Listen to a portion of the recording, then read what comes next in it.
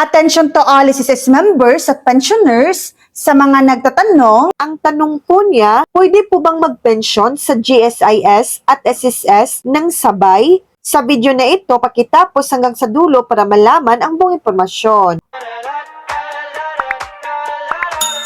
Oo, pwedeng magpensyon sa GSIS at SSS ng sabay basta ikaw ay qualified sa parehong ahensya. Ang dual pension ay posible kung ikaw ay nagtrabaho sa gobyerno, GSIS, at naghulog din sa pribadong sektor, SSS, sa magkaibang panahon, o gumamit ng Portability Law, Republic Act No. 7699, para pagsamahin ang iyong mga contribution. Narito ang ilang mahalagang detalye, magkaibang panahon, kadalasan kailangang hindi overlapping ang hulog o hindi sabay na nagtatrabaho sa dalawang sektor, lalo na kung nais pagsamahin ang taon ng serbisyo. Portability Law, Republic Act No. 7699, kung hindi ka umabot sa 15 taon para sa SSS o 15 taon para sa GSIS na kailangan para sa buwan ng pensyon, pinapayagan ng batas na ito ay pagsamahin ang iyong mga contribution sa dalawang ahensya para maging qualified sa pensyon. Kailangang qualified, dapat maabot ang vesting period, taon ng contribution ng bawat ahensya. Paalala, pinakamainam na magtanong ng direkta sa tanggapan ng GSIS at SSS para sa iyong particular na kaso. So yan lang po ang latest update.